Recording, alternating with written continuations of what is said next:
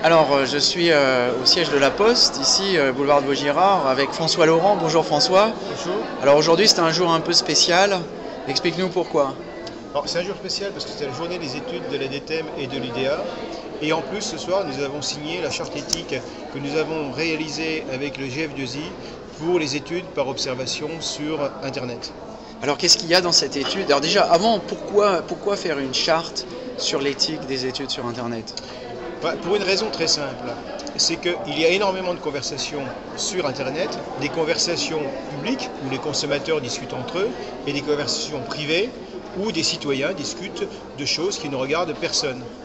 Le problème, c'est qu'il est assez difficile aujourd'hui de faire la distinction entre les uns et les autres et il y a toujours la tentation pour certaines personnes d'aller regarder là où c'est pas très bien.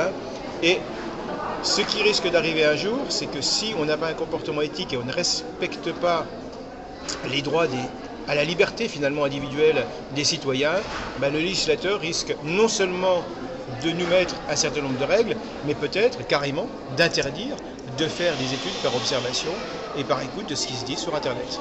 Donc en gros, c'est une démarche volontariste de la part des professionnels du marketing, des études et des agences qui décident de s'auto-censurer et de respecter un certain nombre de règles. Alors quelles sont ces règles? Alors je ne parlerai pas d'autocensure, je parlerai plutôt de démarche responsable. En fait, les règles sont extrêmement simples. Là, je reste dans le domaine des études, je ne parle pas du marketing direct. On doit faire une distinction entre ce qui est du domaine public et du domaine privé. Sur Facebook, par exemple, je peux écrire des tas de choses sur la page de Nutella. Je peux en discuter avec des amis. N'importe qui a le droit de le voir, c'est une page publique. Quand je suis sur ma page personnelle et que je discute avec mon copain Yann, il n'y a que lui et moi qui avons le droit de le savoir, et nos amis respectifs. Et donc là, moi en termes d'études, je ne vais pas aller regarder ce qui se dit.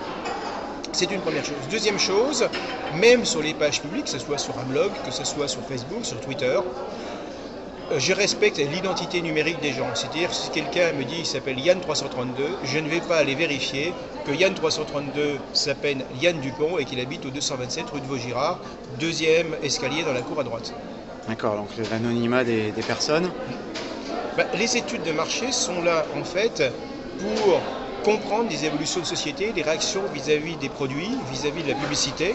Donc ce sont des données agrégées, des données collectives, jamais des données individuelles. On ne s'est jamais intéressé aux données individuelles dans les études de marché et il n'y a pas de raison de commencer sous prétexte que Internet, ce n'est pas le même principe que le reste des médias.